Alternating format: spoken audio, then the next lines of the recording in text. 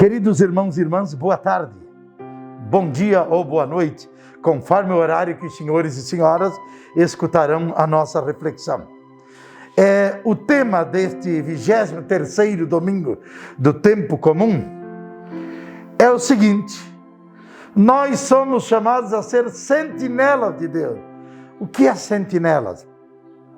É aquele que vigia, no bom sentido, não é para ficar fazendo fofoca, mas para corrigir, para não perder o irmão. E neste mês da Bíblia, setembro, dedicado à Bíblia, né? E semana que vem é a Semana da Pátria, dia 7 e 8 é feriado, né? Amemos a nossa pátria. Dia 7, dia 8 é Nossa Senhora da Luz dos Pinhais, padroeira de toda a Arquidiocese de Curitiba, que abarca também aqui o município de Pinhais. E por isso até já vos aviso que dia 7 e dia 8, segunda e terça que vem, estará fechado aqui. Dia 7 é a independência do Brasil e dia 8 a Arquidiocese de Curitiba está em festa, Nossa Senhora da Luz dos Pinhais. E este mês de setembro, então, dedicado à Bíblia, a melhor homenagem que podemos fazer à Palavra de Deus é acolhê-la, procurar vivê-la na vida cada dia. Nela sempre temos uma resposta atual à luz, né? Uma luz para todas as situações da vida. Uma situação concreta, né, que muitas vezes nos incomoda, nos aflige diante de uma pessoa amiga que está no erro. Qual é a nossa atitude, afinal? Calar ou falar?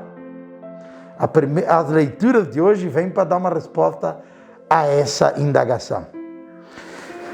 A primeira leitura é de Ezequiel 33, 7 a 9. O profeta Ezequiel aparece como uma sentinela. Ele é uma sentinela de Deus. Ou seja, Deus colocou lá o profeta Ezequiel para vigiar toda a casa de Israel. Vigiar e corrigir, ajudar a corrigir. O que é um sentinela?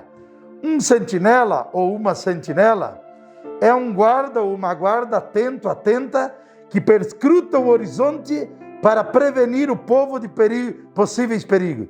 Quando ele percebe um perigo, ele deve tocar o berrante, e assim a comunidade poderá preparar-se para enfrentar o inimigo.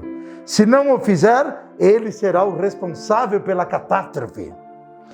E o profeta, então, é o sentinela do Senhor no meio do seu povo, para perscrutar a realidade e alertar aos perigos que ameaçam o povo de Deus. Como profundo conhecedor de Deus e das realidades dos homens, o profeta não pode ficar indiferente diante de uma pessoa má e corrupta. Ezequiel é conhecido como profeta da esperança aos exilados que estão em terras estrangeiras, privados do seu templo, do sacerdócio e do culto, e duvidam da bondade e do amor de Deus. Ele alimenta neles a esperança que Deus continua amando o seu povo.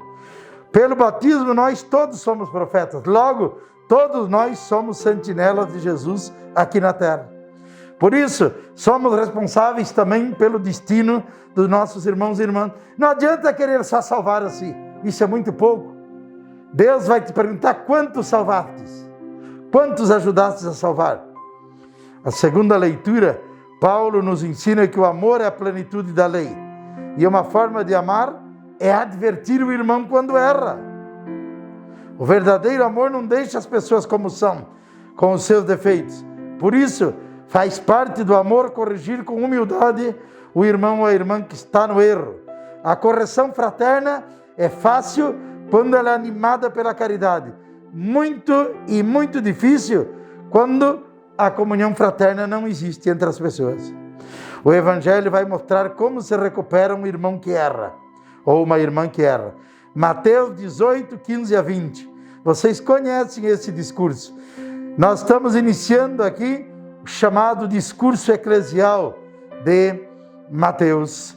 Esse discurso eclesial, que é o quarto discurso, Mateus é um evangelho montado em 5 discursos. Então, o quarto discurso, o discurso eclesial, Jesus apresenta uma catequese sobre a correção fraterna na comunidade. Como é que a gente faz a correção fraterna? Como é que a gente se perdoa? A igreja é um povo profético. Todos nós somos sentinelas que devemos dar o alerta e advertir o irmão que não está no caminho certo. Como corrigir um irmão que errou e provocou os conflitos na comunidade? O Evangelho nos ensina 3 passos muito firmes. O primeiro é o encontro pessoal a sós com este irmão. Muitas vezes costumamos espalhar o erro aos 4 ventos, em vez de nos encontrar a sós com o irmão sem espalhar o erro dele. O amor é mais importante do que a verdade. A verdade nua e crua muitas vezes destrói a convivência. Pode destruir uma pessoa, arruinar uma família e destruir um casamento. Convém dizer sempre toda a verdade.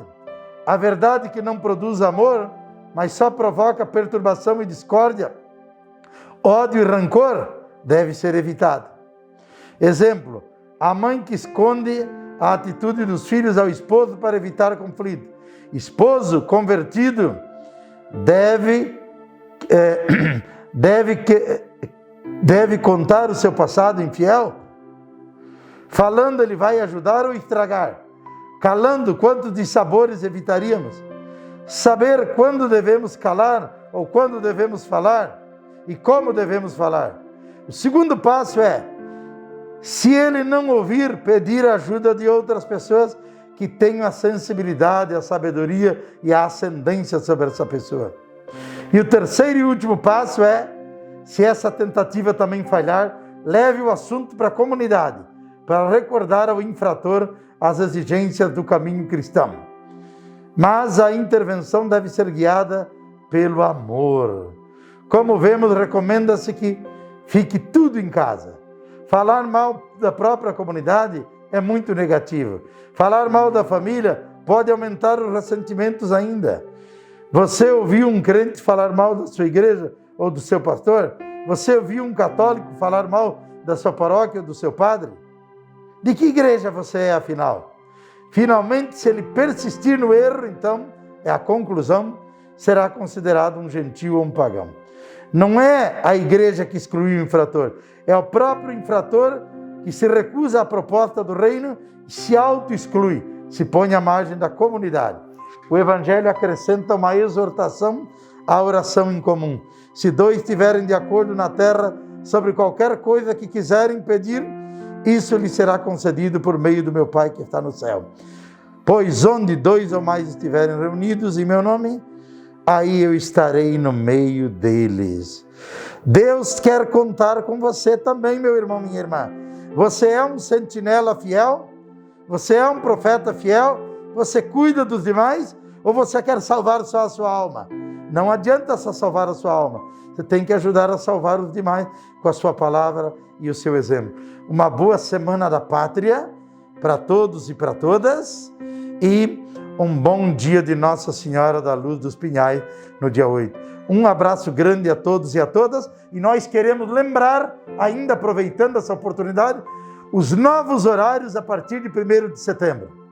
Toda quarta-feira temos a celebração às 8 horas da noite com o diácono Gerson ou o diácono Júlio, a novena de Nossa Senhora Aparecida, com a celebração da palavra e a distribuição da Eucaristia.